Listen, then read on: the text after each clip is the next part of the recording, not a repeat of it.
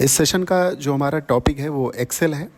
और एक्सेल पे कैसे हम वर्क करते हैं, कैसे जो कैलकुलेशन या इवैल्यूएशन रिलेटेड जो टास्क होते हैं उसको कैसे हम परफॉर्म करते हैं। और हमारे डिपार्टमेंट में भी इस तरह की बहुत सारी नीड होती है जहाँ पर हमें एक्सेल में कोई डेटा एनालाइज करना हुआ, चार्ट बनाना हुआ, या कैलकुलेशन या इवैल्यूएशन रिलेटेड जो भी टास्क थे इनको परफॉर्म करना हो, तो मतलब इन पर हम कैसे वर्क करते हैं, तो इसके लिए हमें कुछ नेसेसरी फीचर्स होते हैं, उनके बारे में जानकारी होनी चाहिए। ठीक है। और हर टास्क से संबंधित कुछ रिलेटेड फीचर इसमें इनबिल्ट रहते हैं। ठीक है। कुछ हमें फार्मूला लगाने पड़ते हैं, कुछ बहुत सारे फंक्शन यहाँ पर मिल जाएंगे आपको, इनबिल्ट फंक्शन। तो इन सब पर कैसे वर्क करते हैं एक एक करके हम लोग यहाँ पर देखेंगे। अभी तक हम लोगों ने जो भी देखा, जिसमें अगर हम MS वर्ड की बात करते हैं, जैसे MS ऑफिस में 3 पैकेज होते हैं। MS ऑफिस एक पैकेज है, उसमें 3 एप्लीकेशन होते हैं सबसे महत्वपूर्ण, जिसमें MS वर्ड शामिल है और MS एक्सेल है, MS पावर पॉइंट है। ठीक है। तो जो वर्ड होता है वो डॉक्यूमेंटेशन के लिए होता है, MS एक्सेल जो होता है कैलकुलेशन या एवेल्यूएशन के लिए होता है, और जो पावर पॉइंट होता है वो आपका प्रेजेंटेशन के लिए होता है। ठीक है। तो यहाँ पर हम लोग एक्सेल के बारे में देखेंगे। ठीक है। कैसे हम आपको पहले बेसिक लेवल बताएंगे, फिर उसके बाद स्टेप बाय स्टेप हम एडवांस लेवल पर जाएंगे। एक्सेल ओपन करने का यहाँ पर देखिएगा, आपको मैं कुछ बेसिक तरीके में बता दे रहा हूँ। जैसे सबसे पहले अगर आपको एक्सेल ओपन करने का एक बेसिक फार्मूला में बताऊँ, तो आप विंडो बटन प्रेस करिए। आप कीबोर्ड में देखिए वहाँ पर विंडो बटन होगी, और विंडो बटन प्रेस करने के बाद आपके पास एक लिस्ट आएगी। वहाँ पर आपको सिंपली लिखना है एक्सेल। और एक्सेल मतलब पूरा नहीं लिखना है, आप EXC जैसे आप इंक्लूड करोगे, उसमें टाइप करोगे, वैसे ही आपका यहाँ पर एक्सेल जो एप्लीकेशन है वो दिख जाएगा। आप वहाँ पर देखोगे तो जैसे जिस वर्जन का एक्सेल पड़ा रहेगा, जैसे 10 का वर्जन है, या फिर आपका 11 का है, ठीक है, या 7 है, ठीक है, या 16 है, तो ये आपका वहाँ पर दिख जाएगा। और अब जैसे वहाँ पर आपको एक्सेल जो एप्लीकेशन है वो मिले, आपने क्लिक किया, तो एक्सेल की ये विंडो आपके सामने यहाँ पर ओपन हो जाएगी। ठीक है। और एक तरीका ये हो गया। दूसरा तरीका है कि आप डेस्कटॉप पे राइट क्लिक करिए, और राइट क्लिक करने के बाद आप वहाँ पर देखिए न्यू पर जाएंगे, और न्यू पर जाने के बाद वहाँ पर आपको माइक्रोसॉफ्ट एक्सेल नाम का एक ऑप्शन मिलेगा, उस पर आप क्लिक करेंगे तो एक डेस्कटॉप पे एक एक्सेल की फ़ाइल क्रिएट होगी। आप उसको रीनेम करके अपने टास्क से रिलेटेड जो भी आप वहाँ पर नाम देना चाहते हैं, आप वो चीज़ वहाँ पर दे सकते हैं। ठीक है। जैसे हमको स्टूडेंट का डेटा मेंटेन करना है, तो हमने स्टूडेंट नाम दे दिया। ठीक है। अब वहाँ पर क्लिक मतलब उसको रीनेम करके डबल क्लिक करेंगे तो आपके पास फिर से वही विंडो ओपन हो जाएगी। तो 2 तरीके ये हो गए, पहला विंडो बटन के माध्यम से, दूसरा आप जो है डेस्कटॉप पे राइट क्लिक करके, और तीसरा है कि रन कमांड पे जा करके एक्सेल लिख दीजिए। विंडो यहाँ पर कीबोर्ड में देखिएगा, तो कीबोर्ड में दिया हुआ है ऑप्शन विंडो, एक बटन है, और R मतलब जो अल्फ़ाबेट वहाँ पर जो की है, ठीक है, वहाँ पर विंडो R प्रेस करेंगे तो एक रन कमांड आएगा, और रन कमांड में जा करके आपको लिखना है एक्सेल। क्या लिखना है? एक्सेल। ठीक है। एक्सेल लिखने के बाद आप ओके पे क्लिक करिएगा, तो वही एक्सेल की विंडो यहाँ से भी ओपन हो जाएगी। मतलब आपको एक्सेल ओपन करने के 3 तरीके बताए गए। पहला तरीका कौन सा था कि आप विंडो बटन प्रेस करिए, वहाँ पर एक्सेल लिखिए, और एक्सेल एप्लीकेशन दिख जाएगा, उस पर क्लिक करिए तो एक्सेल की वर्कबुक ओपन हो जाएगी। दूसरा ऑप्शन डेस्कटॉप पे राइट क्लिक करके। तीसरा option window R button press करके, मतलब रन कमांड के माध्यम से आप इसको ओपन कर सकते हैं। ठीक है। तो ये नई फाइल बनाने का ये कई सारा तरीका होता है। ओके। यहाँ पर इसके बाद हम देखते हैं आपको, तो मतलब एक चीज़ समझिएगा कि जैसे तीनों में कोई डिफरेंस नहीं है, ओपन करने के तरीके अलग अलग हैं, बाकी तीनों में फाइल वही होगी। ठीक है। सारा फीचर सब कुछ वही होगा, मतलब एक्सेल की ही विंडो ओपन होगी। बट ये है कि आपके लिए जो सुविधा रहे, जो सुविधाजनक हो, आप उसको यहाँ पर यूज़ कर सकते हैं। ठीक है। अब एक्सेल में जो यहाँ पर एक्सेल का जो डेटा होता है, जैसे आपको मैं एक छोटी सी चीज़ बता देता हूँ। जैसे आप MS वर्ड पे जब काम करते हो तो वहाँ पर क्या होता है, डेटा पेज में होता है। आप पावर पॉइंट पे काम करते हो तो वहाँ पर डेटा जो होता है वो स्लाइड में होता है। और अगर आप एक्सेल पे काम करते हो तो जो भी डेटा होता है वो शीट पर होता है। और शीट में क्या होता है कि सेल्स होती हैं। ठीक है। मतलब रोज़ होते हैं, कॉलम्स होते हैं, राइट। और अलग अलग वर्जन में, जैसे आपने अगर MS ऑफिस का पैकेज आपने 10 इंस्टॉल किया है, ठीक है, या आपने 13 इंस्टॉल किया है, 16 या 7 इंस्टॉल किया है, अलग अलग वर्जन के हैं, तो उसमें क्या होता है कि आपको नंबर ऑफ़ सीट कुछ इनबिल्ट मिलेंगी, ठीक है, बाकी आप अपनी नीड के हिसाब से नई सीट बना सकते हैं। तो एक वर्कबुक में बहुत सारी सीट आप बना सकते हो, ठीक है, जैसे एक बुक होती है, बुक में बहुत सारे पेज होती है, इसी तरह से एक्सेल जो वर्कबुक होती है उसमें बहुत सारी सीट पर आप वो कर सकते हो, ठीक है। तो यहाँ पर मैंने एक मेथड यूज़ करके आपको एक्सेल ओपन कर लिया। अब ये मैंने स्टार्टिंग में बताया था कि एक्सेल में जो भी डेटा स्टोर होगा वो सेल्स में, मतलब वो सीट पर होगा, और सीट का मतलब हुआ कि उस सीट में क्या रहता है, सेल्स होती हैं, ठीक है। सेल्स मतलब कुछ रोज़ हो सकती हैं, कॉलम्स हो सकते हैं। तो एक्सेल में हम जो डेटा स्टोर करेंगे वो सेल में स्टोर करेंगे, टेबल बना करके स्टोर करेंगे, ठीक है। एक्सेल का जो मेन पर्पस होता है वो यही होता है, कैलकुलेशन या एवेल्युएशन, या कह सकते हैं कि जो मैथमेटिकल ऑपरेशन से रिलेटेड जो भी टास्क होता है वो सारा कुछ यहाँ पर होता है, ठीक है। अब ये जो सीट में, एक्सेल में जो भी सीट है, आप अलग अलग सीट पर अलग अलग डेटा इंक्लूड कर सकते हो। एक्सेल में जो सीट है उस सीट में रोज़ होते हैं और कॉलम्स होते हैं। क्या होते हैं, रो और कॉलम्स, ठीक है। तो यहाँ पर कितनी नंबर ऑफ रोज़ होती हैं और कितने नंबर ऑफ कॉलम्स होते हैं, इनके बारे में हम लोग देखेंगे, ठीक है। Number of rows and number of columns. तो आप यहाँ पर देखिएगा कि आपने अपने कीबोर्ड से कंट्रोल बटन प्रेस करना है, ठीक है। क्या करना है, कंट्रोल बटन प्रेस करना है और एरो डाउन की प्रेस करना है। तो कंट्रोल के साथ एरो डाउन की जब प्रेस करोगे तो सबसे बॉटम में, मतलब अगर आपको रोज़ पता करनी, नंबर ऑफ रोज़ कितनी होती है एक्सेल की एक शीट में, तो आप control arrow down button press करोगे तो एकदम बॉटम में आप उसको देखोगे तो लिखा हुआ है 10,48,576, मतलब कि एक्सेल की एक शीट में 10,48,576 रोज़ होती हैं। क्या होते हैं, 10,48,576 रोज़ होती हैं, ठीक है। अब ये तो बात रही रोज़ की, और फिर हमें अगर कॉलम पता करना हो तो क्या करेंगे, कॉलम पता करने के लिए कंट्रोल बटन के साथ एरो राइट, मतलब राइट एरो की प्रेस करेंगे। कंट्रोल बटन आप कीबोर्ड में देखिए, यहाँ पर देखिए मैं दिखा रहा हूँ आपको, तो कीबोर्ड में जो कंट्रोल बटन है उसके साथ आप एरो राइट बटन प्रेस करोगे तो ये सबसे एंड में लेकर चला जाएगा आपका, ठीक है। आप टॉप देखिए, एक चीज़ मैं कॉमन चीज़ बता दे रहा हूँ कि जैसे आप जो कंट्रोल बटन है उसके साथ एरो की जो चारों पॉइंट पे आपको मूव कराएगा, मतलब लेफ़्ट प्रेस करेंगे, ठीक है, तो लेफ़्ट वाले सेल पे आ जाएंगे, राइट प्रेस करेंगे तो राइट एंड पे चले जाएंगे, ठीक है, अप प्रेस करेंगे तो अप एंड, मतलब सबसे टॉप वाली रोज़ पे चले जाएंगे, बट और अगर एरो डाउन प्रेस करेंगे तो सबसे बॉटम वाली रोज़ पे चले जाएंगे, ठीक है। तो यहाँ पर एक चीज़ समझिएगा कि लेफ़्ट राइट, मतलब टॉप राइट बॉटम लेफ़्ट, कहीं भी आपको जाना है तो कंट्रोल बटन के साथ आप एरो की प्रेस करके चले जा सकते हैं। यहाँ पर जो मैंने आपको दिखाया कि कंट्रोल के साथ आपने राइट एरो की प्रेस किया और वहाँ पर अब लिखा हुआ है XFD। अब XFD ऐसे पता चलेगा नहीं, तो एक फंक्शन होता है प्री डिफाइंड कॉलम नाम का। क्या होता है, कॉलम नाम का फंक्शन होता है, और इस कॉलम नाम के फंक्शन में आप जा करके क्या करना है, आपको किसी भी लास्ट सेल का रेफरेंस दे दीजिए। क्या करना है, किसी भी लास्ट सेल का रेफरेंस दे दीजिए। रेफरेंस का मतलब है कि लास्ट वाली सेल पे आप सिंपली क्लिक करिए, मतलब आपको सबसे पहले क्या लिखना है, इक्वल, हाँ ठीक है, सबसे पहले क्या करना है, आपको इक्वल लिखना है। इक्वल लिखने के बाद आपने क्या किया, कॉलम और ब्रैकेट के अंदर किसी लास्ट सेल का रेफरेंस। अब यहाँ पर जब आप इंटर करोगे देखिए क्या आ रहा है, 16,384। तो कॉलम को पता करने के लिए, चूंकि XFD ऐसे नॉर्मली हम कैलकुलेट नहीं कर पाएंगे, ठीक है, तो हमें क्या करना होगा कि एक फार्मूला होता है जिसकी हम हेल्प लेंगे। क्या फार्मूला है, कॉलम नाम का।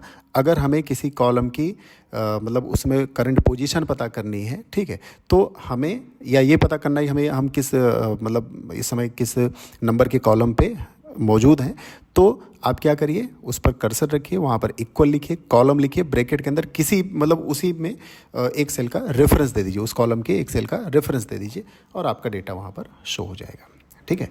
अब इस तरह से क्या पता चला कि एक्सेल की एक वर्कशीट में, मतलब एक एक्सेल जो वर्कबुक है उसकी एक वर्कशीट में नंबर ऑफ रोज़ कितने होते हैं, 10,48,576, नंबर ऑफ कॉलम कितने होते हैं? 16,384। ठीक है, यहाँ पर आप देखिए और ध्यान से देखिएगा कि ये जो एंड में मैं अभी बता रहा हूँ, तो एंड में अगर आपको फार्मूला लिखना है तो फार्मूला लिखने के बाद आपको क्या करना है, कोई भी फार्मूला ये एक्सेल में आप इसको कहीं नोट कर लीजिएगा, नोट करना हो कि जब भी आप एक्सेल में कोई फार्मूला यूज़ करिए या कोई प्रीडिफाइंड फंक्शन यूज़ करिए तो हमेशा इक्वल को इंक्लूड करके करिए। बिना इक्वल के आप किसी भी तरह का ना तो कैलकुलेशन कर पाओगे और ना ही इवेल्युएशन कर पाओगे। ठीक है, तो किसी फंक्शन को या किसी फार्मूला को यूज़ करने के लिए हमेशा इक्वल लिखते हैं। ये देखिए, इक्वल कॉलम और लास्ट सेल का कोई एक रेफरेंस दे दीजिए। रेफरेंस देने के बाद क्या करना है, आपको इंटर करना है, बस खत्म। और एक चीज़, अगर सिंगल फंक्शन है तो आपको ब्रैकेट ओपन करना तो ज़रूरी है, लेकिन ब्रैकेट क्लोज करना कोई ज़रूरी नहीं है। यहाँ पर देख सकते हैं। ठीक है, आपने क्या किया, फार्मूला लिखा, इंटर किया और आपका यहाँ पर डेटा शो हो गया।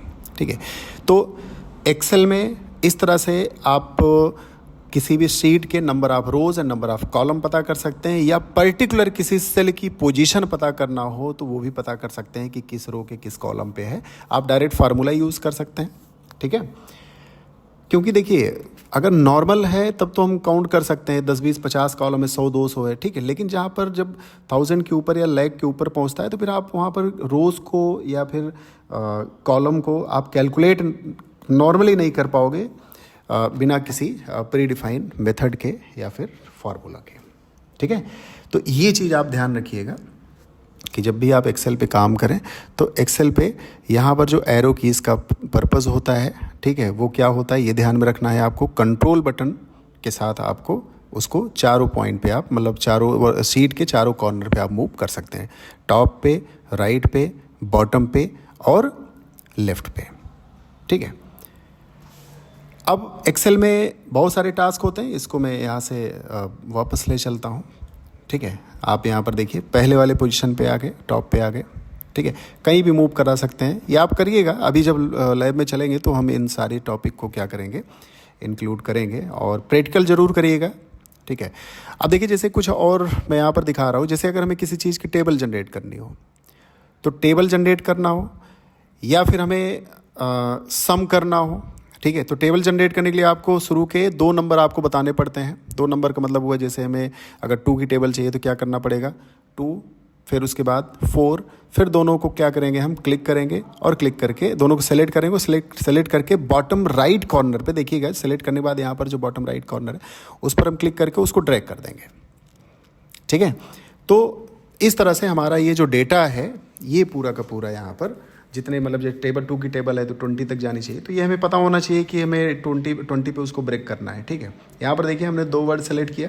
ठीक है, अब ये तीसरा 2 वैल्यू सेलेक्ट किया, ये जो तीसरी वैल्यू देगा वो इन दोनों में जो भी डिफरेंस है उसी के बाद जो है तीसरी वैल्यू देगा। समझ रहे हैं, यहाँ पर देखिए। ठीक है, मतलब आप इसको ऐसे समझ सकते हैं, देखिएगा यहाँ पे मैं इसको ओपन करके बता दे रहा हूँ।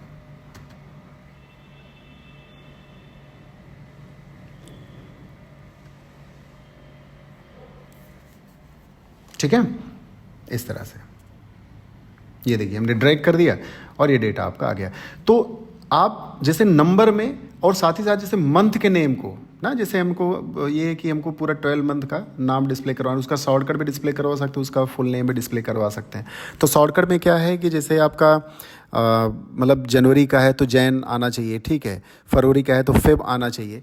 तो आप इन सारी चीज़ों को भी क्या कर सकते हैं, जैसे अगर आप जैन लिखे फिर फेब लिखे, ठीक है, तो जो भी शॉर्टकट मतलब नाम देगा वो जैन फेब, फिर मार्च का MAR देगा। ठीक है, फिर अप्रैल का APR देगा। तो इस तरह से वो आपका कैलकुलेट करेगा। अगर आपने 2 मंथ जो दिया है उसमें अगर बीच में आपने गैप रखा है, ठीक है, तो वो तीसरा जो मंथ शामिल करेगा वो उस गैप के साथ ही आएगा। समझ रहे हैं ना, वो क्या करेगा, उस गैप के साथ ही उसको रिप्रेजेंट करेगा। मतलब कि अगर आपने पहला जैन लिखा, दूसरा मार्च लिखा, तो अगला जो होगा वो मई आएगा। मतलब फेब हटा करके मार्च लिख दिया तो मार्च, फिर अप्रैल हटा कर वो मई कर देगा, फिर जून हटा करके वो जुलाई कर देगा। इस तरह से जो है यहाँ पर एक्सेल में ये बड़ा बेनिफिट होता है कि हमको मतलब बहुत सारी चीज़ें हैं जो फिक्स हैं, जैसे मंथ है फिक्स है, ठीक है, नंबर है 0 to 9, ठीक है, तो इसका हम क्या कर सकते हैं, डायरेक्ट उसको ड्रैग एंड ड्रॉप करके हम जनरेट करवा सकते हैं नंबर। उसे हमें मैनुअली 1 2 3 4 इस तरह लिखना नहीं पड़ेगा। हमें टेबल जनरेट करना हो, हमें मंथ के नंबर नेम जनरेट करने हो, तो इन सारी चीज़ों को वहाँ पर हम इंक्लूड कर सकते हैं, डायरेक्ट इंक्लूड कर सकते हैं। उसका एक मेथड होता है, ठीक है, उसके माध्यम से हम ये चीज़ ले सकते हैं।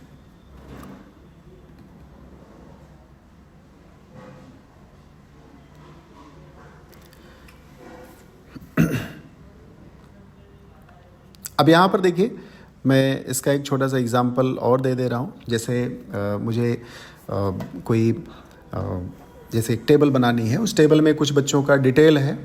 डिटेल में जैसे हमने दे दिया कि रोल नंबर है, नेम है, या फिर कह सकते हैं कि उसका रोल नंबर है और हिंदी का मार्क्स हमने दे दिया है, ठीक है। यहाँ पर देखिए इंग्लिश का भी है, हिंदी है, इंग्लिश है, मैथ है, ठीक है। ये आपके ऊपर डिपेंड करता है। आप 2 3 मतलब मैं कुछ फार्मूला यहाँ पर बताऊँगा आपको, ठीक है, और उसके आधार पे थोड़ा सा कुछ कैलकुलेशन होगा।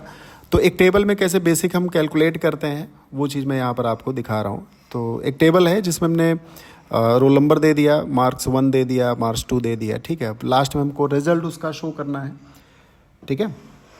तो ये चीज़ हम कैसे करेंगे यहाँ पर मैं आपको दिखा रहा हूँ। देखिए, अब इसमें एक चीज़ ध्यान रखिएगा कि जब भी आप कोई कैलकुलेशन कर रहे हैं, ठीक है, तो कैलकुलेशन में आपको मैंने स्टार्टिंग में ही बताया था कि हमेशा जो फार्मूला होगा या फंक्शन होगा, ठीक है, वो अच्छा मैं एक चीज़ थोड़ा सा क्लियर करना चाहता हूँ। ये फंक्शन फार्मूला मैं अलग अलग जो बता रहा हूँ इसमें कंफ्यूज तो नहीं हो रहे हैं, मैं इसको क्लियर कर दे रहा हूँ, ठीक है। जो फंक्शन होता है, फंक्शन का काम क्या होता है, वो प्री डिफाइन होते हैं, ठीक है, जहाँ पर फिक्स वैल्यू जनरेट मतलब जो फिक्स कैलकुलेशन वही होता है। जो फार्मूला होता है उसको आप अपने अकॉर्डिंग बना भी सकते हैं, समझ रहे हैं ना। फार्मूला में फिक्स उसका सिंटैक्स होता है, लेकिन फार्मूला मतलब फंक्शन में फिक्स सिंटैक्स होता है। फार्मूला आप अपने अकॉर्डिंग जैसे नीड हो उस हिसाब से बना सकते हैं, बट इक्वल से स्टार्ट होगा। तो यहाँ पर हमने कुछ डेटा दे दिया और उस डेटा को देने के बाद हमने क्या किया, लास्ट में हमने रिजल्ट जनरेट कराना है। मुझे क्या करना है, रिजल्ट जनरेट कराना है, ठीक है। तो रिजल्ट के पहले अगर हम ये उसका सम करना चाहें, जैसे उसने 3 सब्जेक्ट में पेपर दे दिया, ठीक है, 3 सब्जेक्ट का मतलब मार्क्स का डिटेल स्टोर है, हिंदी है, इंग्लिश है, मैथ है, राइट, इन सब का मार्क्स वहाँ पर स्टोर है। अब मुझे क्या चाहिए, इनका सम चाहिए। तो हमने क्या करना क्या है, फिर से वही चीज़, सबसे पहले इक्वल लिखेंगे, ठीक है। इक्वल लिखने के बाद हम एक का कैलकुलेशन करेंगे, बाकी सब के लिए हम ड्रैग एंड ड्रॉप कर देंगे, ठीक है। तो एक का कैलकुलेशन मतलब हम एक रोल नंबर जैसे जिसका है 101, इसका हिंदी का मार्क्स कितना है, इंग्लिश का मार्क्स कितना है और मैथ का कितना है, ये हमने यहाँ पर क्या कर दिया, कैलकुलेट किया, ठीक है। कैलकुलेट करने के बाद फिर क्या करना है, उसका हमको यहाँ पर सम निकालना है, ठीक है। उसका एवरेज भी निकालना चाहे तो हम निकाल सकते हैं, सबसे मैक्सिमम मार्क्स किसका है वो निकालना है तो वो भी निकाल सकते हैं। तो पहला काम हमने क्या कर दिया कि उसका हमने एक का कैलकुलेशन किया और उसको ड्रैग कर दिया, तो सबका टोटल रिजल्ट, जैसे 101 का कितना नंबर है टोटल वो आ गया, 102 का कितना रोल टोटल नंबर है वो आ गया, 103 का, मतलब इस तरह से उस टेबल में जितने भी डेटा स्टोर थे, जितने भी स्टूडेंट का रिकॉर्ड स्टोर है, मतलब उनका नंबर मार्क्स का डिटेल जो स्टोर है, उसका हमने क्या कर लिया, सम कर लिया यहाँ पर, ठीक है। अब अगर हमें उसका सम के साथ साथ मुझे क्या करना है, अगर रिजल्ट जनरेट कराना है तो चलिए वो भी मैं बता दे रहा हूँ, वो भी थोड़ी देर में, बट ये कि उसके पहले हम देखेंगे मैक्सिमम मार्क्स, ठीक है, एवरेज, इन सारी चीज़ों को आप यहाँ पर इंक्लूड कर सकते हैं कि सबसे हाईएस्ट नंबर किसका है, सबसे मतलब एवरेज क्या है, समझ रहे हैं, और उसका मिनिमम नंबर कितना है, ठीक है। तो इन सब के लिए अलग अलग जो उससे संबंधित जो फार्मूला हो फंक्शन होते हैं उनको मैं यहाँ पर हमने लिख दिया है, आप इसको देख सकते हैं, ठीक है। तो क्या दे रहा है यहाँ पे यहाँ पे मैं आपको दिखा रहा हूँ 3 4 हमने फंक्शन मतलब जो जो कैलकुलेशन करना है उसका नाम हमने यहाँ पर रख दिया है, ठीक है। दिख रहा है ना इधर से, हाँ देख लीजिए, कोई दिक्कत ना हो, ठीक है, ओके। अगर कोई डाउट हो तो एक बार कंफर्म कर लीजिएगा। हाँ आप इधर इधर ही आ जाइए, ठीक है, ठीक है, ओके।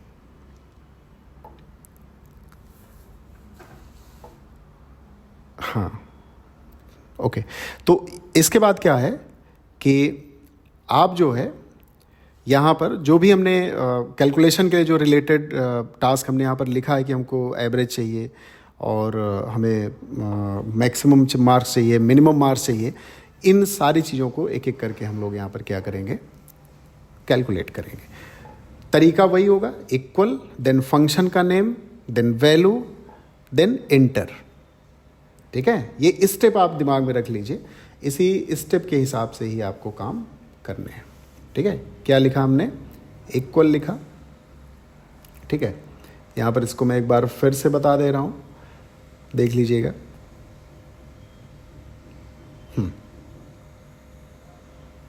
ठीक है, उसमें कोई दिक्कत नहीं है, वो चलता है। थोड़ा सा एक्चुअली है क्या ना कि यहाँ पर आप जैसे देखिए, मैं वही चीज़ में बता रहा हूँ कि आपने ब्रैकेट जब कोई फार्मूला यूज़ करेंगे या फंक्शन यूज़ करेंगे तो इक्वल के बाद आपको ब्रैकेट लगाने, मतलब ओपन करना ब्रैकेट ज़रूरी है, क्लोज़ करना ऑप्शनल है, कोई ऐसा ज़रूरी नहीं है। ठीक है, अगर सिंगल फंक्शन है तो ब्रैकेट क्लोज़ करना कोई ज़रूरी नहीं है। ठीक है, अब यहाँ पर देखिएगा, टॉपिक क्लियर हो रहा है ना? हाँ, ठीक है, ओके। देखिए, मैंने एक का यहाँ पर मैंने फंक्शन लिख दिया है, उसका फार्मूला लिखा। अब एक चीज़ थोड़ा सा मैं और यहाँ पर बता दे रहा हूँ, एवरेज, मिनिमम, मैक्सिमम, ये तो मैं बता ही दे रहा हूँ। थोड़ा सा एक चीज़ और मैं शामिल करना चाहता हूँ रिज़ल्ट में। ठीक है, जैसे हमने उसका सम निकाल लिया है, सारे स्टूडेंट का सम निकाल लिया, मैं रिज़ल्ट में आपको थोड़ा सा ले चलता हूँ। रिज़ल्ट में क्या करना है कि आपको इफ़ कंडीशन यूज़ करनी है। इफ़ कंडीशन मतलब देखिए, जैसे यहाँ पर जो लॉजिकल फंक्शंस की अगर हम बात करते हैं तो लॉजिकल फार्मूला या लॉजिकल फंक्शन जो होते हैं वो कहीं ना कहीं मतलब जैसे एंड हो गया आपका, ठीक है, आपका इफ़ हो गया, ठीक है, और हो गया, नॉट हो गया, तो ये सब आपके इस कैटेगरी में आते हैं जहाँ पर हमें कंडीशनल रिजल्ट चाहिए, मतलब कोई भी या कंडीशनल अप्रोच अप्लाई करना होता है। जैसे हमने दिया कि एक स्टूडेंट का पेपर हुआ, ठीक है, अब अगर उसका एक पर्टिकुलर क्राइटेरिया के अकॉर्डिंग मार्क्स है तब तो वो पास है, अदरवाइज अगर उसके अकॉर्डिंग मार्क्स नहीं है तो फिर वो क्या है, फेल है। ठीक है, तो ये हमें ध्यान रखना होगा कि यहाँ पर 3 पॉइंट्स आ गए। पहला पॉइंट्स क्या हुआ, जहाँ पर हमें उसका चेक करना है, कंपाइल करना है। दूसरा स्टेप क्या हो गया, हमें कंडीशन सही है तो क्या होगा, पॉजिटिव, मतलब यस, अगर पास है तो पास लिख कर आना चाहिए, अगर फेल है तो फेल लिख कर आना चाहिए। एक का हमने यहाँ पर क्या किया, कैलकुलेट किया। कैलकुलेट करने के बाद हमने उसको सेलेक्ट किया और सेलेक्ट करके यहाँ पर देखिए बॉटम राइट कॉर्नर पे, ठीक है, हमने उसको क्या किया, थोड़ा सा वो मतलब उसको देखिए ड्रैग, एक चीज़ ध्यान दीजिए, इसमें बड़ा कंफ्यूज होते हैं। प्लस जो यहाँ पर कॉर्नर पे, जब आप बॉटम राइट कॉर्नर पर क्लिक करेंगे तब जो प्लस का सिंबल बनता है, ठीक है, आप उस पर उसको पकड़ के ड्रैग करेंगे सीधे, और ड्रैग करेंगे तो देखिए उससे रिलेटेड जो भी डेटा था, मतलब जैसे जहाँ पर फंक्शन जो भी आपने इंक्लूड किया था, तो उसी के अकॉर्डिंग वो एक रिलेटिव रिजल्ट जनरेट कर दिया। रिलेटिव रिजल्ट का मतलब क्या हुआ कि पहला आपने जो फार्मूला लिखा था उस फार्मूला का क्या किया उसने, उस फार्मूला के हिसाब से बाकी सब का रिजल्ट कैलकुलेट किया। मतलब आपने एक स्टूडेंट का रिजल्ट जनरेट किया था, बाकी सारे स्टूडेंट का आपने जब ड्रैग किया तो उसने खुद से, ठीक है, रिलेटेड जो भी डेटा उसको पैरेलल जो भी सेल पर जो डेटा मिला उस डेटा को क्या किया उसने, उसी के अकॉर्डिंग कैलकुलेट किया और जो भी रिजल्ट आया वो वहाँ पर शो हो रहा है। ठीक है, क्या कह रहे हैं, हाँ, उसको ड्रैग करना। देखिए ड्रैग में ये ध्यान दीजिएगा कि आपको ड्रैग करने के लिए क्या करना पड़ेगा, जो उस सेल पे जो सिलेक्टेड सेल है या एक्टिव सेल जो भी है उसके बॉटम राइट कॉर्नर पर देखिएगा तो जो वहाँ पर कर्सर जब आप ले जाओगे तो वहाँ पर प्लस का सिंबल बनेगा, उसको पकड़ के ड्रैग करना है। ठीक है, समझ रहे हैं ना, तो ये चीज़ ध्यान रखिएगा। ठीक, हाँ, अब ये चीज़ क्लियर हो गई। अब यहाँ पर देखिएगा कितना आसान है कि हमने एक का कैलकुलेट किया, बाकी सब का रिजल्ट जो कि बाकी उसके पैरेलल जो भी डेटा था उसका उसने क्या कर दिया, रिजल्ट को जनरेट कर दिया। अब यहाँ पर देखिएगा एक थोड़ा सा कभी कभी ये भी होता है, ये प्रॉब्लम आती है कि आपने पूरी सेल को, जैसे होता है ना कि सेल के बीच में जो गैप्स होते हैं ना, हम नॉर्मली क्या करते हैं एक एक गैप हम सही करते हैं, बट आपके पास, आपको मैं एक बेसिक तरीका बता दे रहा हूँ कि आप सारी सेल को सेलेक्ट कर लीजिए और किसी एक सेल का जो अलाइनमेंट है या हाइट एंड विड्थ है वो एडजस्ट कर दीजिए, बाकी सब का उसी के according height and width adjust हो जाएगा। देखिए जैसे यहाँ पर हमने सेलेक्ट किया, ठीक है, सेलेक्ट करने के बाद क्या करना है, किसी एक सेल का आप जो है अलाइनमेंट सेट कर दीजिए, ये देखिए। ठीक है, तो ये सारी चीज़ें होती हैं, तो इसको आप अपने अकॉर्डिंग मैनेज कर सकते हैं, जैसी आपकी नीड हो उस हिसाब से आप जो है सेल का इक्वल साइज रख सकते हैं, ये देखिए। ठीक है, मतलब आपको जैसे अगर 20 रो है या 20 कॉलम है, तो आपको नॉर्मली क्या होता है ना, अगर कुछ कॉलम की मतलब साइज़ ज़्यादा है, कुछ कॉलम साइज़ कम है, तो आप उसको क्या करते हो कि एक एक करके एक सेल सही करते हो, फिर दूसरा सही करते हो, फिर तीसरा सही करते हो, बड़ा बड़ा लेंदी प्रोसीजर हो जाता है। आप क्या करिए, पूरा सेलेक्ट करिए। सेलेक्ट करने के बाद किसी एक सेल का या किसी एक कॉलम की विड्थ या हाइट जो भी आपको एडजस्ट करनी है वो आप सेट कर दीजिए। उसी के इक्वल वो क्या करेगा, बाकी उस सीट पर जितने भी सेल हैं उन या जितने कॉलम जितने रोज हैं उन सबको उसी के अकॉर्डिंग वो एडजस्ट कर देगा। क्लियर हो रहा है? ठीक है। इसके बाद क्या है, आप यहाँ पर देखिएगा कि है, हाँ बहुत आसान तरीका है बिल्कुल। आप इसको जो है थोड़ा सा अपने अकॉर्डिंग नीड के हिसाब से होता है। हमें अगर हम पूरी सेल का नहीं करना चाहते तो जितना हमको ज़रूरत है हम उसके हिसाब से कर सकते हैं। ठीक है, जैसे ये तो हमने बता दिया ना कि पूरी सेल को सेलेक्ट कर लीजिए, पूरे मतलब पूरे एक्सेल शीट को सेलेक्ट कर लीजिए। एक सीट के मतलब सारे सेल को या सारे कह सकते हैं सारे रोज एंड कॉलम को सेलेक्ट कर लीजिए। उसके अकॉर्डिंग आप यहाँ पर कर सकते हैं। नहीं करना है तो जितना आप सेल सेलेक्ट करोगे उतने को एडजस्ट करेगा। ठीक है, बट आप एक चीज़ से बच गए, जहाँ पर सिंगल सिंगल एडजस्टमेंट करते थे वहाँ पर आपको एक ही बार में सारे एडजस्टमेंट एक ही बार में मिल जाएंगे। ठीक है, क्लियर? फिर से देख लीजिए। हाँ, ये चीज़ अब क्लियर हो रहा है ना? नहीं, कोई डाउट हो तो आप पूछ सकते हैं, ऐसा कुछ नहीं है, आपको जितनी बार भी पूछना है। लय में चलकर आप इसको खुद से करिएगा ना, तो ये मतलब आपको लगेगा कि हाँ काफ़ी काम आसान कर दिया है। बेसिक जो ये बहुत छोटी चीज़ है बट परेशान कर देती है। कभी कभी होता है ना कि हमारे कुछ साइज़ सेल की ज़्यादा हो गई है, कुछ की कम हो गई है ना, कुछ में वर्ड तो कम है लेकिन मतलब या कोई की वैल्यू कम है बट ये उसकी विड्थ बहुत ज़्यादा हो गई, हम उसको एडजस्ट करना है तो हम एक एक क्या करते हैं, पकड़ पकड़ के खींचते हैं, ड्रैग करते हैं, बट वो सही तरीका नहीं है और आप इसको एक बार में सारी चीज़ों को एडजस्ट कर सकते हैं। ये उसका मैंने जो तरीका बताया सबसे बेटर ऑप्शन है। अब यहाँ पर जो मैंने कुछ जो रिक्वायरमेंट मतलब रिक्वायर्ड टास्क लिखे थे, जैसे हमको यहाँ पर पता करना है एवरेज। ठीक है, आपने क्या लिखा, इक्वल एवरेज, और एवरेज लिखने के बाद आप क्या करिए, वहाँ पर उस सेल को सेलेक्ट कर लीजिए जिसका आपको एवरेज निकालना है। ठीक है, और सेलेक्ट करने के बाद आप क्या करिए, उसको इंटर करिए। और जैसे आप इंटर करोगे तो वहाँ पर आप देखोगे कि आपका ये जो रिज़ल्ट है, ठीक है, वो आ जाएगा। मतलब आप समझिए कि हमें एवरेज निकालना है। ठीक है, पासिंग परसेंटेज क्या था या पासिंग एवरेज क्या था ना, तो आपको क्या करना है, जहाँ पर जो रिज़ल्ट आया है, जहाँ पर आपने सम किया है स्टूडेंट का जो पासिंग मार्क्स वाला जो टोटल है, वहाँ पर आप क्या करें, उसको मतलब पहले इक्वल एवरेज, फिर उसको आप सेलेक्ट करिए और इंटर कर दीजिए। ठीक है, फिर इसी तरह अगर हमें दूसरा कोई, जैसे हमको मैक्सिमम निकालना है, ठीक है, कि हमें ये चेक करना है कि कितने स्टूडेंट ऐसे हैं जो पास हुए हैं और उनमें मतलब पास का मतलब है कि कितने ऐसे स्टूडेंट हैं जो सबसे हाईएस्ट स्कोर के साथ पास हुए हैं। ठीक है, पास फेल वो तो चलिए ठीक है, वो तो इफ से हमने बता दिया है बेसिक जो होता है, बट ये है कि यहाँ पर अगर हमें पता करना है कि जो सबसे हाईएस्ट मार्क्स वाला स्टूडेंट है वो उसका नंबर हम देखना चाहते हैं। ठीक है, मतलब उसका सबसे हाईएस्ट है ये तो पता है, बट कितना है ये हमें नहीं पता है। तो मैक्सिमम नाम का क्या होता है, एक फंक्शन होता है, उसके माध्यम से हम ये पता कर सकते हैं कि सबसे हाईएस्ट मार्क्स किसका है। ठीक है, ये चीज़ हम वहाँ पर पता कर सकते हैं। क्लियर? अब इस तरह से जैसे आपने एवरेज पता कर लिया, हाईएस्ट मार्क्स पता कर लिया, ठीक है, इस तरह से अपनी नीड के हिसाब से आप बहुत सारी चीज़ें वहाँ पर इंक्लूड कर सकते हैं। ठीक है, आपको मिनिमम पता करना है, आप मिनिमम पता कर सकते हैं। ठीक है, यहाँ पर देखिएगा, आपको अगर काउंट करना है, ठीक है, एक होता है काउंट ए होता है, एक काउंट होता है। ठीक, तो आप उसको भी अपने अकॉर्डिंग पता कर सकते हैं। और एक कभी कभी प्रॉब्लम क्या होती है कि देखिए जब हमारे सीट पर, ये तो बेसिक था, आप अपने नीड के हिसाब से कर सकते हैं, फार्मूला वही यूज़ होगा। अब एक चीज़ कभी कभी प्रॉब्लम आती है कि हमें प्रिंट करने में, जब हमारे पास हमारी सीट पर डेटा बहुत ज़्यादा होता है, ठीक है, तो डेटा जब बहुत ज़्यादा होता है तो वहाँ पर हमें प्रिंट करने में कभी कभी होता है कुछ कॉलम मिस हो गया, कुछ कॉलम सीट पर नहीं आ रहा है, या कुछ वैल्यू उस पेज पर नहीं आ रही, दूसरे पेज पर चली जा रही है। देखिए यहाँ पर प्रिंट में जो इसका प्रीव्यू देख रहे हैं तो कुछ इस तरह से आ रहा है। ठीक है, ये इस तरह से आ रहा है, समझ रहे हैं ना? मैं इसको थोड़ा सा एडजस्ट कर देता हूँ, इसको एक नीड के हिसाब से थोड़ा सा मैं अलाइनमेंट वगैरह सेट कर देता हूँ इसका। ठीक है, फिर मैं आपको दिखा रहा हूँ। मतलब मैं इसमें जो प्रॉब्लम होती है ना कि मतलब प्रिंट करने के दौरान ये प्रॉब्लम अक्सर हम लोगों को फेस करनी पड़ती है। हाँ बिल्कुल, डेली मतलब कहीं ना कहीं इस तरह की नीड होती है। भाई जो डेटा आपको मिलता है उसमें बहुत मतलब लार्ज अमाउंट्स ऑफ डेटा होता है, ठीक है। अब आपको तो आदत पड़ी है 4 कॉलम के अकॉर्डिंग प्रिंट करने की। अब जब इस तरह का डेटा मिल गया और भी डिसबैलेंस फॉर्म में, ठीक है, या मतलब उसका अरेंजमेंट सही नहीं है, ठीक है, तब जब इस तरह से डेटा मिलता है तो वहाँ पर थोड़ा सा उसको प्रिंट करने में काफ़ी प्रॉब्लम होती है, काफ़ी कॉम्प्लेक्सिटी फेस करनी पड़ती है, ठीक है।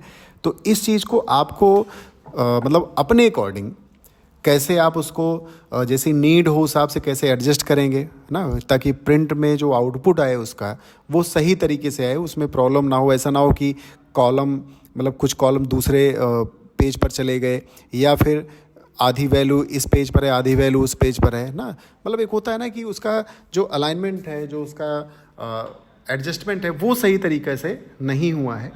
तो ये बहुत बड़ा चैलेंज होता है इस प्रॉब्लम को सॉल्व करने का। तो यहाँ पर जब आप प्रिंट करते हो तो यहाँ पर देखिए कई सारे ऑप्शन दिए हुए हैं, ठीक है। डेटा ज़्यादा है, अब वहाँ पर नीचे देखिए तो जैसे होता है कि all column in single page, आप ऐसा कर दोगे। लेकिन अब यहाँ पर प्रॉब्लम क्या होगी कि आपका जो भी डेटा है, ठीक है, वो इतना जैसे होता है ना कि ओवरलैप कर जाएगा। अगर छोटा जैसे होता है ना, बहुत सारे करेक्टर्स होते हैं, बहुत सारे वर्ड होंगे जो बहुत बारीक हो जाएंगे, आपको दिखेंगे ही नहीं, ठीक है। यहाँ पर तो ऐसे दिख रहे हैं, ठीक है, बट प्रिंट में अगर आपने कर दिया all column in one page, ठीक है, तो वहाँ पर इस तरह की प्रॉब्लम आएगी, समझ रहे हैं।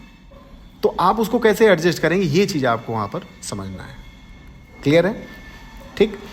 अब एक चीज़ है, एक हो सकता है कि आप जितने को प्रिंट करना है उसको सेलेक्ट करिए, सेट प्रिंट एरिया करके आप प्रिंट कर सकते हो। लेकिन अब ये भी तो है ना कि पेज पर ज़्यादा डेटा है, हमें सबको प्रिंट करना है, वो भी व्यवस्थित क्रम में। तो इसको हैंडल करने के लिए यहाँ पर आपके पास ऑप्शन मिलेगा, ठीक है। जब आप प्रिंट करोगे तो वहाँ पर अलग अलग तरह से टास्क से रिलेटेड बहुत सारे ऑप्शन आपको मिलेंगे। मैं इसको थोड़ा सा डेटा में उस अकॉर्डिंग बढ़ा देता हूँ, ठीक है। फिर मैं आपको यहाँ पर 2-3 जैसे हेडर वगैरह कैसे बनाते हैं, फुटर कैसे यूज़ करते हैं, ठीक है। आप चाहते हो जैसे होता है ना कि कभी कभी होता है कि पेज ज़्यादा है, एक ही मतलब जो कोई कॉमन हेडिंग है वो सारे पेज पर आनी चाहिए। तो उसके लिए हम लोग कैसे यूज़ करेंगे, कैसे फीचर को यूटिलाइज़ करेंगे, इसके अकॉर्डिंग वो चीज़ मैं यहाँ पर दिखा दे रहा हूँ, ठीक है। तो इसको मैंने हटा के एक बार फिर से सिंगल कॉलम हम रखते हैं और उस कॉलम में केवल वैल्यू बढ़ा रहे हैं बस, ठीक है। इसको मैं थोड़ा सा एडजस्ट कर देता हूँ,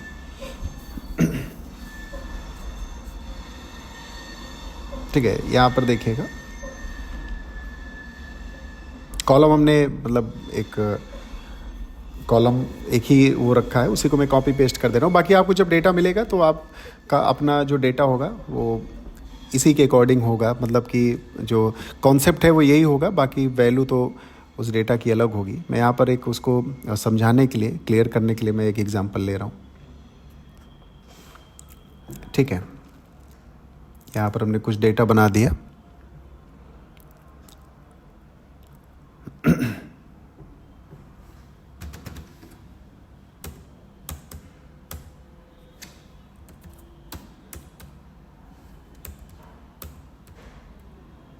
ठीक है। इसको हमने यहाँ से कॉपी कर लिया और कॉपी करने के बाद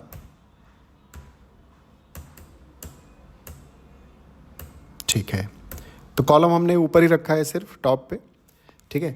अब एक चीज़ यहाँ पर मैं आपको ये भी बता दूंगा, जिसमें कोई अगर कॉमन हेडिंग है आप सारे पेज पर चाहते हो, ठीक है, या ये कॉलम कभी कभी होता है ना कि मतलब 1000 रिकॉर्ड है तो सबका कॉलम तो एक ही बार होगा ना टॉप पे। अब आपको प्रिंट करना है, पता चला कि प्रिंट करने में कॉलम एक पर तो आ रहा है, दूसरे पर आ ही नहीं रहा। तो हम चाहते हैं हर पेज पर कॉमन वो जो कॉलम है वो हर पेज पर आए, ठीक है। तो वो भी कैसे करते हैं मैं इसको यहाँ पर आपको दिखा दे रहा हूँ, ठीक है। डेटा मैं ज़्यादा इसलिए ले रहा हूँ ताकि आपको इस तरह के डेटा के साथ अगर कभी कोई वर्क करना पड़े या इसको मैनेज करना हो तो आप आसानी से उसको कर सकें, ठीक है। इसीलिए मैं थोड़ा सा डेटा यहाँ पर अधिक ले रहा हूँ, ठीक है। यहाँ पर इस चीज़ को ध्यान रखिएगा, डेटा कितना भी हो कभी भी जो लॉजिक होती है वो नहीं बदलती है, समझ रहे हैं ना। आपके डेटा की साइज़ कम ज़्यादा होगी लेकिन वही लॉजिक स्मॉल डेटा पर भी वर्क करेगी, वही लॉजिक आपके लार्ज अमाउंट्स ऑफ डेटा पर भी वर्क करेगी, ठीक है। तो आप लॉजिक पर फोकस करिएगा। यहाँ पर देखिए, ठीक है। अब ये हमारे पास काफ़ी ज़्यादा डेटा हो गया, अब मैं प्रिंट करने के लिए जा रहा हूँ, देखिएगा। ठीक है, ये चीज़। अब देखिए यहाँ पर क्या आ रहा है, एक पेज पर तो ये डेटा आ रहा है। आप नेक्स्ट करेंगे तो देखिए यहाँ पर जो पेज है, ठीक है, दूसरे पेज पर वो हेडिंग नहीं आ रही है। अब आप चाहते हो कोई एक कॉमन हेडिंग है जो सब पर आ जाए, ठीक है। तो एक तो तरीका ये हुआ कि आप एक एक प्रिंट करिए, फिर उसका हेडिंग मतलब एक पेज के बाद जो दूसरा पेज जहाँ से स्टार्ट हो रहा है उसको आप वो करिए, ठीक है। दूसरा एक ऑप्शन होता है, ठीक है, यहाँ पर आप जाओगे, आप पेज लेआउट में यहाँ पर जाओगे, मतलब सेट प्रिंट एरिया वाले डायलॉग बॉक्स पे, तो आपको वहाँ पर एक ऑप्शन मिलेगा, मैं यहाँ पर अभी दिखा भी दे रहा हूँ, ठीक है। तो ऑप्शन मिलेगा, वहाँ पर आपको क्या करना है कि कॉलम इन एवरी पेज, ठीक है, एक ऑप्शन होता है, ये देखिए यहाँ पर, राइट। तो आपको वो कॉलम जो हर पेज पर चाहिए उस कॉलम को आप सेलेक्ट कर लीजिए। सेलेक्ट करने के बाद आप ओके करिए, ठीक है। ओके करने के बाद मैं यहाँ पर देख लीजिए, मैं दिखा दे रहा हूँ, ठीक है। इस स्टेप को लिख लीजिए, अगर लिखना है तो इसको लिख लीजिए, बेहतर रहेगा आपके लिए, ठीक है। यहाँ पर लिखने के बाद हमने इसको क्या कर लिया, ओके कर लिया। आप हेडर देना चाहते हो, हेडर फुटर देना चाहते हो, यहाँ पर दे सकते हो। और हेडर में देखिए यहाँ पर 3 है, एक लेफ्ट पे है, आप मिडिल में हेडिंग देना चाहते हो, राइट में देना चाहते हो, ठीक है। हेडर का मतलब यही हुआ कि जो सारे पेज पर एक कॉमन मैसेज फिक्स होकर के आ जाएगा, ठीक है। जैसे आप चाहते हो कि लिख कर आए नाइलेट लखनऊ, ठीक है, हर पेज पर, तो आप उसको हेडर के तौर पे यूज़ कर लीजिए। देखिए हेडर मतलब टॉप पे दिखेगा, फुटर मतलब बॉटम पे दिखेगा, ठीक है।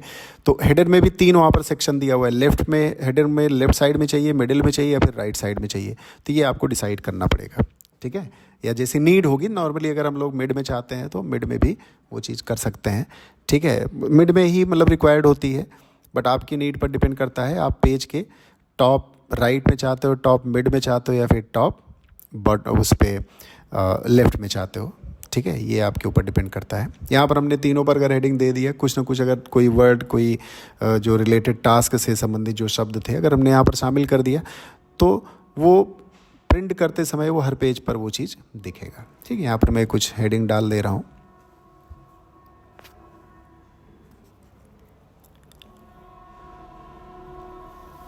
ठीक है। और यही चीज़ आप जो हेडर पे दे रहे हो, आप इसको फुटर पे भी दे सकते हो, समझ रहे हैं ना। आप इसको फुटर पे भी दे सकते हो। यहाँ पर देखिए ओके करिए और प्रिंट पे जाइए। अब प्रिंट पे देखिए कहाँ पर आ रहा है, प्रिंट पे वो चीज़ कहाँ पर आ रहा है, मिड में आ रहा है, लेफ्ट में भी आ रहा है और राइट में भी आ रहा है। आप एक हटा दो तो जो आप रखना चाहो वो चीज़ यहाँ पर दिख जाएगा, समझ रहे हैं ना। तो प्रिंट करते समय ये बहुत कॉमन सी प्रॉब्लम होती है।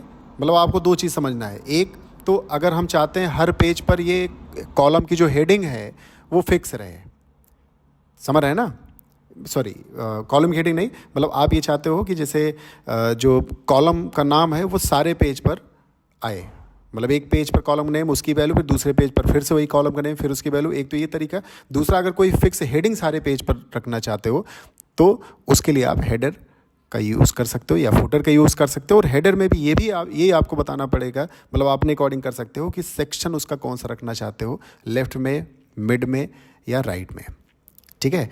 तो प्रिंट करने में इस तरह की जो बेसिक प्रॉब्लम्स होती है आप उसको कैसे हैंडल कर सकते हो, छोटी छोटी जो प्रॉब्लम्स होती है। बाकी अभी जो हम लोग लैब में चलेंगे तो आप इसको प्रैक्टिकल करिएगा बढ़िया से, और प्रैक्टिकल करने के बाद अगर किसी तरह कोई डाउट होगा तो आप पूछ लीजिएगा। क्योंकि देखिए है क्या ना कि आप जब तक उसको खुद से नहीं करोगे वो चीज़ क्लियर नहीं होगी, ठीक है। तो ये चीज़ आपको ध्यान में रखना है कि जितना भी आपको यहाँ पर जो भी चीज़ें बताई जा रही हैं उसका आप प्रैक्टिकल खुद से करिए। कहीं कोई डाउट हो आप उसको पूछिए। मैं एक बार थोड़ा सा इसको रिवाइज़ करवा दे रहा हूँ, कहाँ पर जाना है, क्या करना है, ठीक है। उस चीज़ को यहाँ पर आप देखिएगा, ओके। तो अभी इस सेशन में हम लोगों ने जो भी देखा उसके अकॉर्डिंग उसमें आपने क्या करना है कि इसको लैब में चल करके प्रॉपर तरीके से प्रैक्टिकल करना है, ओके। और कोशिश करिएगा कि इस चीज़ को अपने एग्जाम्पल से, जैसे कई सारे एग्जाम्पल वहाँ पर मिल सकते हैं, ठीक है। आपने जो डिपार्टमेंट कोई डेटा हो तो उस डेटा पर आप इस चीज़ को अप्लाई करके देख लीजिए। अगर किसी तरह कोई डाउट हो तो आप उसको पूछ सकते हैं, ठीक है। तो आज की क्लास यहीं पर कंप्लीट करते हैं इस सेशन को। अगले सेशन में हम लोग इस टॉपिक के आगे जो टॉपिक है उसको मैं कंटिन्यू करता हूँ। Thank you so much.